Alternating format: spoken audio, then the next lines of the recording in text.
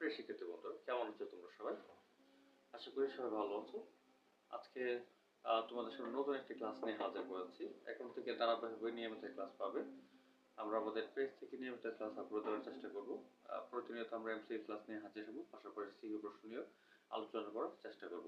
চলো কথা না বাড়িয়ে আজকে যে প্রশ্নটি তোমরা বোর্ডে দেখতে পাচ্ছ সেটা সরলীকৃত মান আমরা বের করে তোমাদের কাছে দেখাবো যে কিভাবে এই ধরনের সরলীকরণ থাকলে তোমরা সমাধান করবে। কি লিখা আছে এখানে?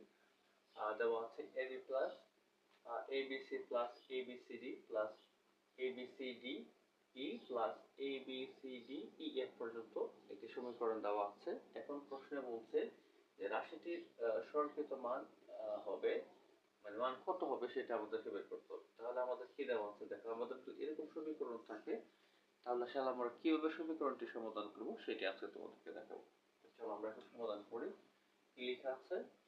আছে ab plus abc plus abcd plus abcde plus ef পর্যন্ত আছে। এরকম সমীকরণ যদি আমাদের থাকে তাহলে আমরা কি করব?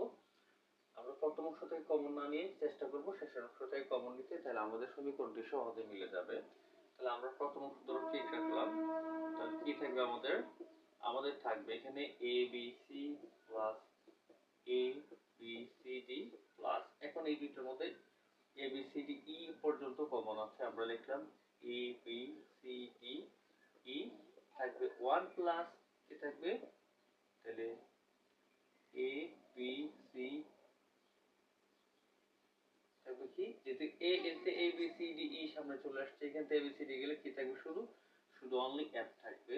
তা আমরা জানি 1 এর সাথে যাই প্লাস থাকে না কেন, কি হয়? 1 হয়ে যায় এটা। তাহলে আমাদের এই সমীকরণটি কি হয়ে যাবে? 1 হয়ে যাবে। এখন আমরা কি করব? বাকি অংশটুকু আবার কমন নেওয়ার চেষ্টা করব। এটা যদি 1 হয়ে যায় তাহলে তো আমাদের লেখার দরকার নেই, এই অংশটুকু থাকবে। তার মানে এই দুইটার মধ্যে কি কমন থাকবে সেটা আমরা বের করে দেখাবো।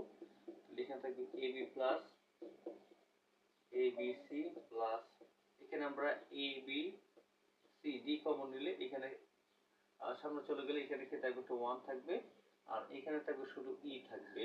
তাহলে দেখো এখানে যদি 1 প্লাস f সমান যদি 1 হয় তাহলে 1 প্লাস e সমান কি হবে? 1 হবে। এখন আমরা কি করব? আমরা এই দুইটা থেকে কমন নেওয়ার চেষ্টা করব। ab প্লাস কি থাকবে? abc যদি কমন নিয়ে থাকবে 1 প্লাস d, তাইলে 1 প্লাস e যদি 1 হয় তাহলে 1 প্লাস d কি হবে? 1 হবে। আমরা এটা লিখব না, শুধু আমরা এখান থেকে কি কমন নেব? a আর b কমন নেব। ab যদি কমন নেই এখানে থাকবে 1 আর এখানে থাকবে c।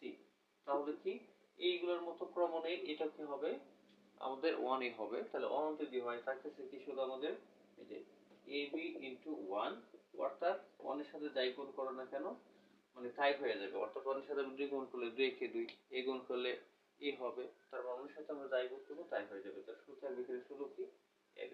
যদি তোমাদের এই ছোট্ট ক্লাসটি ভালো লেগে থাকে তাহলে অবশ্যই প্রত্যেকের জায়গাতে কমেন্ট করবে এবং শেয়ার করে দিবে, যাতে অন্যরাও এই ধরনের এমসিকিউর সমাধান সহজে দেখতে পারে। ধন্যবাদ সবাইকে।